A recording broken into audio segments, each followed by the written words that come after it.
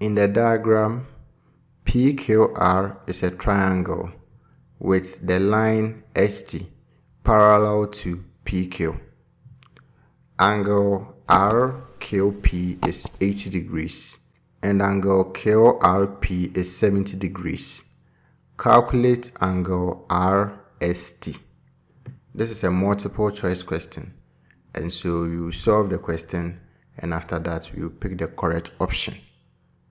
We are going to use the information on the diagram to calculate angle RST. So this angle here, this is the angle we are looking for. If we study the diagram carefully, we can see that the line ST is parallel to the line PQ. If the line ST is parallel to the line PQ, then it means that the line QR is a transversal. So we have this transversal crossing these two parallel lines.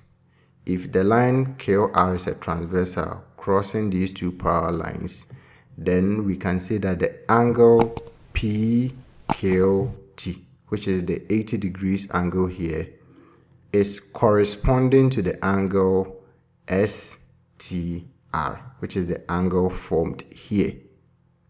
So the angle PQT is corresponding to the angle STR. From plane geometry, we know that corresponding angles are equal. So if the angle PQT is 80 degrees, then it means that the angle STR is also 80 degrees.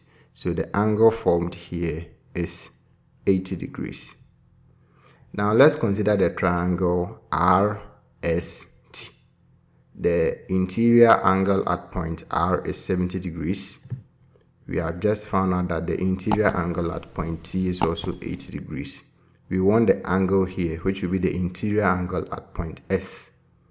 We know that in a triangle, when we sum the interior angles, we should get 180 degrees. So angle STR plus angle SRT plus angle RST will give us 180 degrees. Angle STR is 80 degrees. Angle SRT is 70 degrees.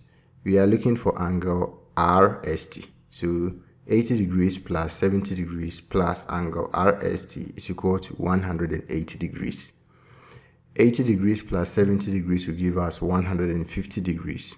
And so we will have 150 degrees plus angle RST is equal to 180 degrees. Angle RST will be equal to 180 degrees minus 150 degrees. 180 degrees minus 150 degrees will give us 30 degrees. And so angle RST is equal to 30 degrees. When we look through the options, we can see that the correct option is D.